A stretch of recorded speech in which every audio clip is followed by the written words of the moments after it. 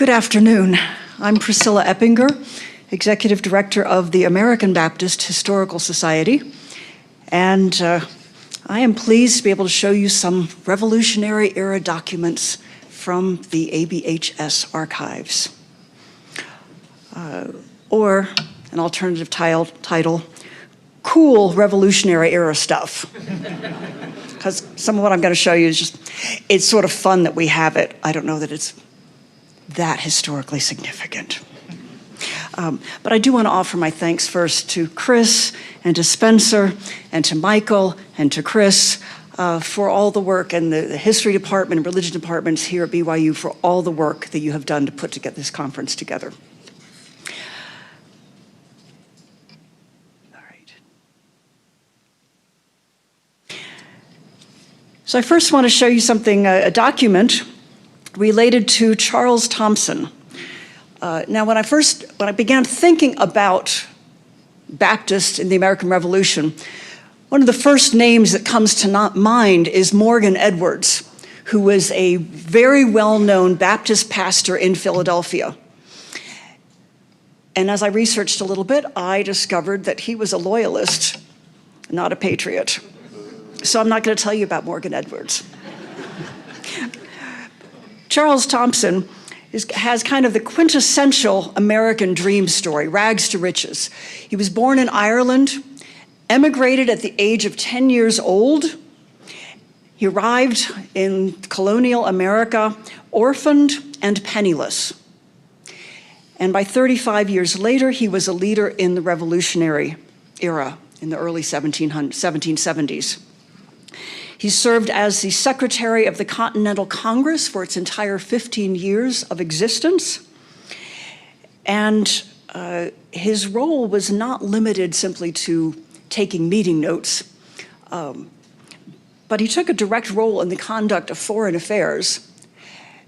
And as some of us may be familiar with in our own meetings, the mere taking of notes is not always a simple thing. There is sometimes disagreement as to what was said or what was intended or how we interpret that. So they sometimes came to blows on the floor of Congress. So the first show and tell artifact from our archives that I wanted to show you is an extract from the journals of the Continental Congress, which were written by Charles Thompson, and as you can perhaps see at the very bottom of that document, signed by John Hancock.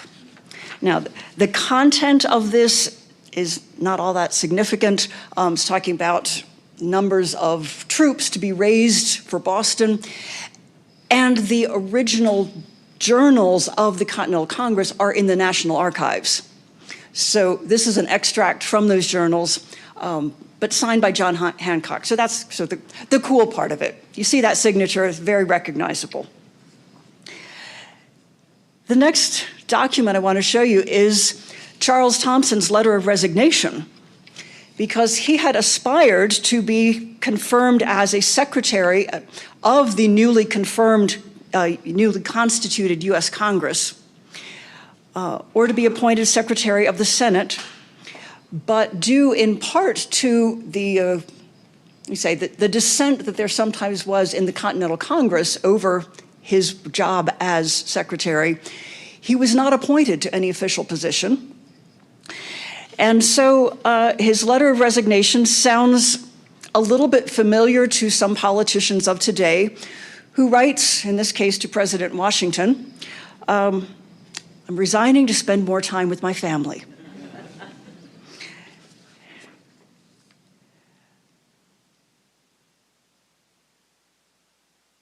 More importantly, in terms of content, is the Reverend David Jones.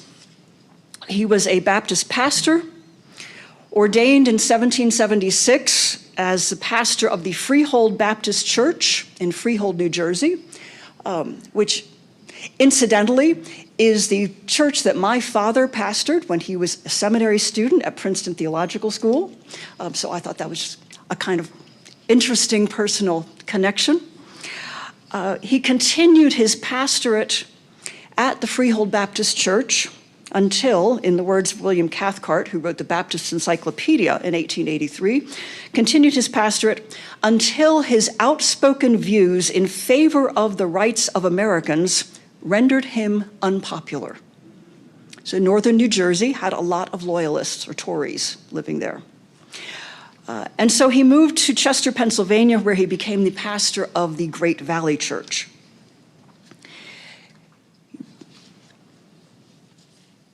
In 1775, the Continental Congress declared a day of fasting and prayer on July the 20th. David Jones preached a sermon called Defensive War in a Just Cause, Sinless. Jones's argument is actually in direct opposition to Mother Ann Lee's argument and the Shakers' position as to whether war was sinful or sinless. More resonant with the Congregationalist John Fletcher, who challenged his own pastor for discouraging the raising of an army, as we heard this morning. And in line with Presbyterian John Witherspoon's sermon declaring war as just. Historian Robert Ferguson reminds us that as the primary literary vehicle of the times, the sermon forms a dialectic with the people's voice and prepares more Americans for rebellions than do books and pamphlets. The belief required for independence is literally born in these sermons.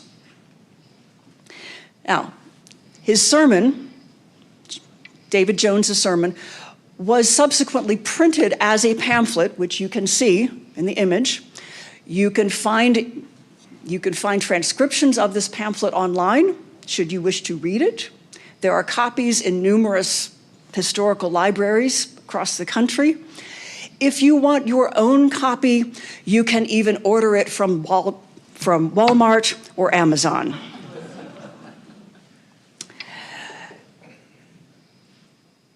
But if you want to see the actual sermon written in David Jones' hand, you must come to Atlanta to the American Baptist Historical Society. So I want to read some extracts from his sermon. Defensive war in a just cause, sinless. An endeavor shall be made to prove that in some cases, when a people are oppressed, insulted, and abused, and can have no other redress, it then becomes our duty as men, with our eyes to God, to fight for our liberties and properties. Or in other words, that a defensive war is sinless before God.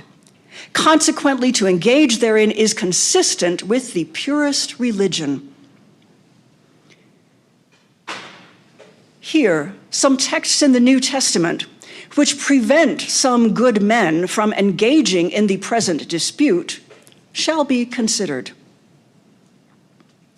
With a heart depending on the Most High God, Abraham collects his servants and some confederates. With martial weapons in his hands, he pursues the foes and utterly discomfits the 4 kings and triumphantly brings back the captives with all the spoil. By Moses' hand, we receive the lively oracles of God, and the apostle bears him witness that he was faithful in all things. Does Moses think it his duty to make no defense? Let us view his conduct. Israel advances with sword in hand and utterly discomfits the Amorites. If we read the book of Joshua, his immediate successor, we shall find him of the same mind. Israel, first being enslaved by sin, were oppressed by various nations. But when they cried unto the Lord, he raised up deliverers, among whom were Othniel, Ehud, Barak, Gideon, Jephthah, and many others.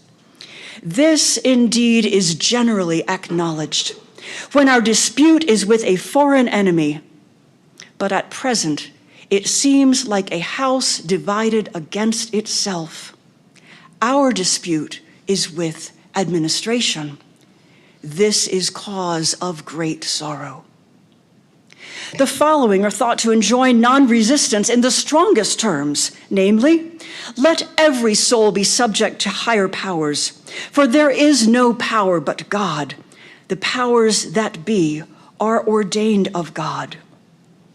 But in order to rightly understand these words, it is of great importance to determine first what is meant by the higher powers. For this is what every soul is to be subject unto.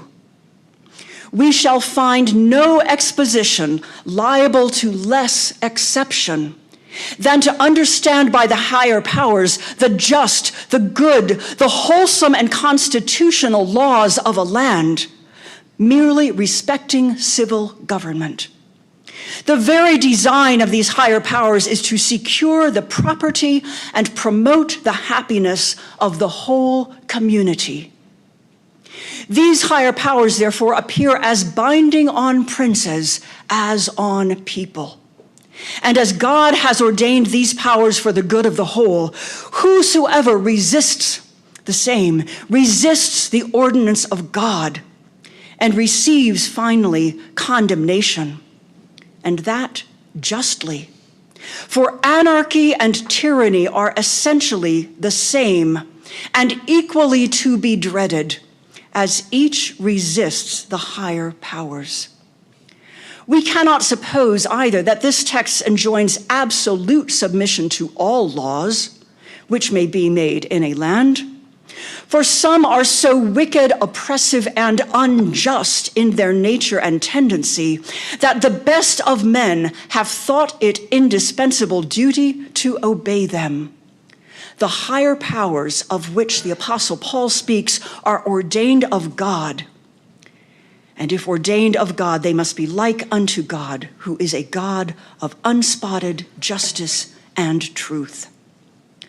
We cannot suppose that the apostle meant obedience to all despotic ordinances of tyrants, for this would condemn the conduct of the Israelite midwives, Shadrach, Meshach, Abednego, and Daniel.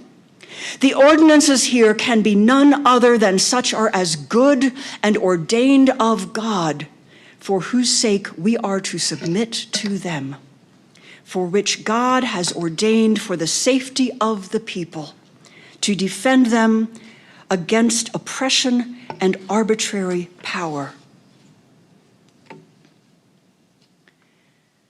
To give a more particular answer to the objection that such martial engagements do not suit a meek and loving disciple of Jesus, consider that the design of laws is to punish evildoers, to bring to justice offenders, and to secure the innocent in the peaceable possession of their properties. For this end, God has ordained the higher powers, but in sometimes has been the case that those in whose hands these powers are entrusted become tyrannical and the greatest offenders. And shall they live with impunity? God forbid. How shall justice be obtained? There is only one consideration that is very discouraging, and that is the great and many sins that prevail in our land. Unfeignedly to confess and deplore our many sins is recommended by our Congress as one duty of this day. Thus, my hearers, I have considered every point which demanded our present attention. I hope that it has been made evident that a defensive war is sinless and consistent with purest religion.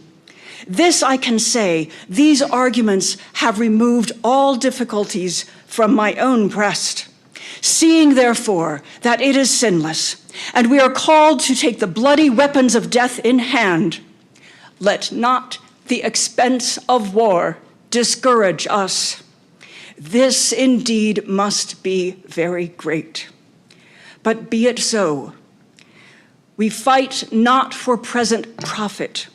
No, our noble struggle is for liberty itself, without which even life would be miserable.